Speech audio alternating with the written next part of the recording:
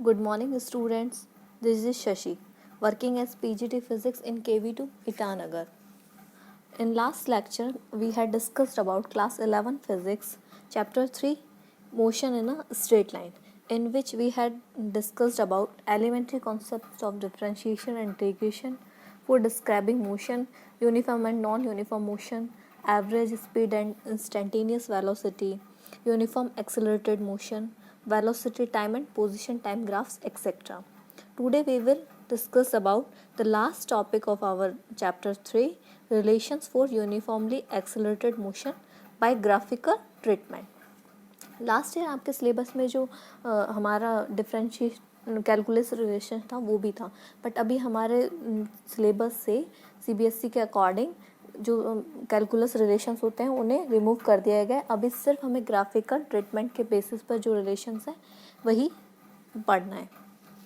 Okay, जो हमारा chapter 3 और चैप्टर 4 है ये हमारा यूनिट सेकंड का पार्ट है और ये ऑलमोस्ट हमारा 7 to 8 मार्क्स होल्ड करता है। सो सीरियसली आपको इसे अच्छे से समझ के चलना है। So let's start. Kinematic equation for uniformly accelerated motion. हम जो है हमने अभी तक आप लोगों ने 9th क्लास में भी पढ़ा होगा सेम, जो मोशन की 3 इक्वेशंस होती है, ठीक है। एक जो होता है रिलेशन होता है वेलोसिटी और एक्सेलरेशन के लिए, एक रिलेशन होता है हमारा डिस्टेंस के लिए, और एक रिलेशन होता है हमारा वेलोसिटी और एक्सेलरेशन और डिस्टेंस के बीच में, ठीक है। तो 3 रिलेशंस होते हैं डिफरेंट, उनका हम डेरिवेशन देखेंगे ग्राफिकल ट्रीटमेंट के बेसिस पर। बाय ग्राफिकल मेथड हम कह सकते हैं इसे फर्स्ट इक्वेशन ऑफ मोशन। तो अब यहाँ पर क्योंकि मेंशन कर दिया है ग्राफिकल मेथड से, तो हम जो भी डेरिवेशन करेंगे, जो भी डेराइव करेंगे, वो किसकी हेल्प से करेंगे?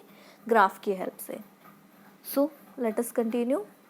ये हमारा ग्राफ है वेलोसिटी और टाइम के बीच में, ठीक है। ये हम ग्राफ के पोर्शन में पढ़ चुके हैं, वेलोसिटी और ग्राफ का, वेलोसिटी और टाइम के बीच में ग्राफ।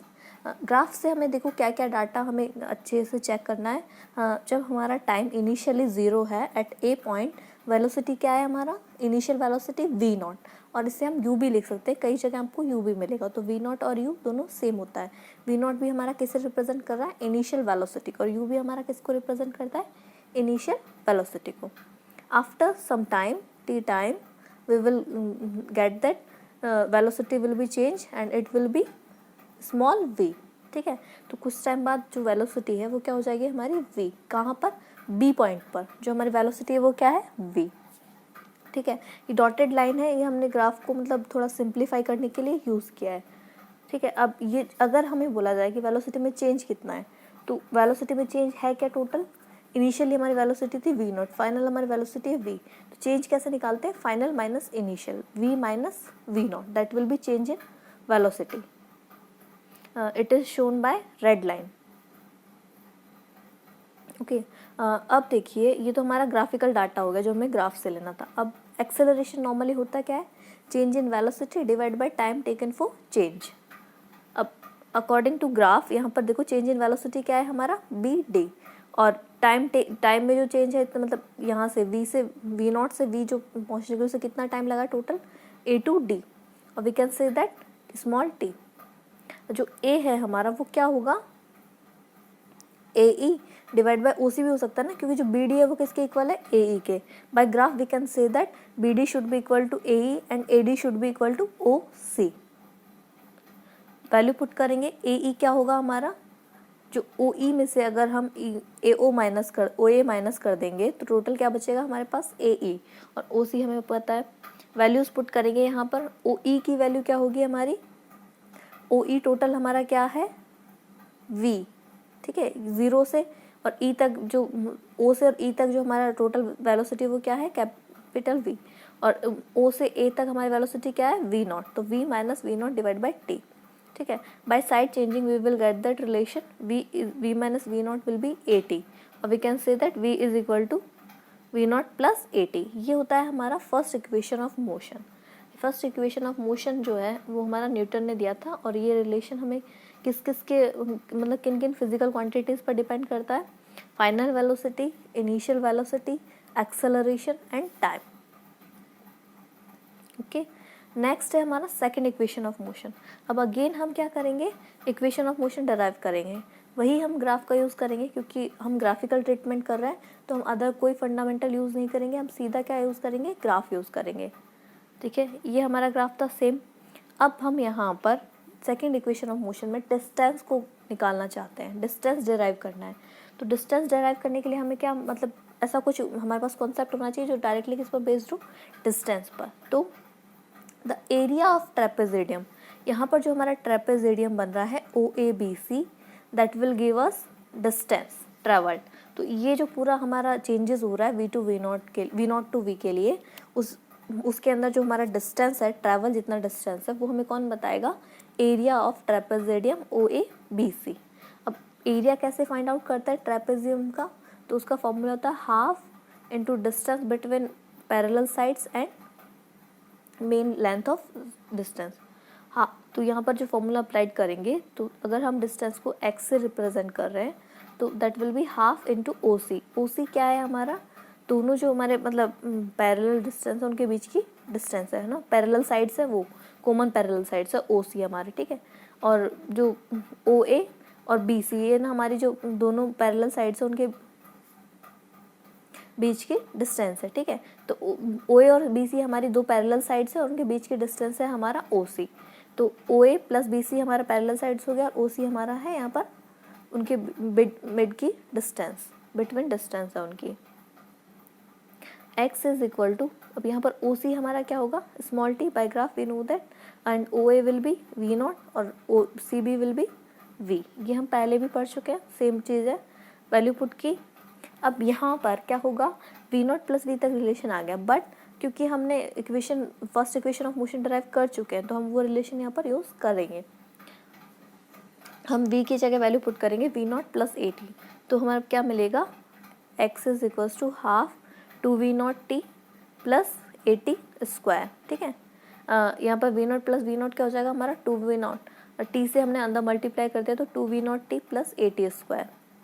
तो जो फाइनल हाफ को भी जब हम अंदर मल्टीप्लाई करेंगे तो x मिलेगा हमें V0t plus half AT square.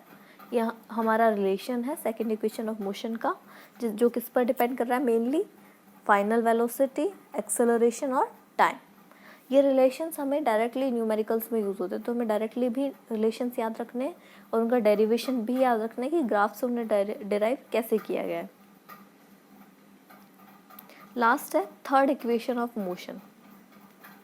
Again graph हमारा सेम है, देखिएगा हमने तीनों डेरिवेशन में एक ही ग्राफ यूज़ किया है वेलोसिटी और टाइम के बीच में, क्योंकि हम जो रिलेशन है वो भी किस में निकाल रहे हैं, mainly velocity, acceleration, time, distance, तो सारे फैक्टर हमारे यहाँ पर यूज्ड है।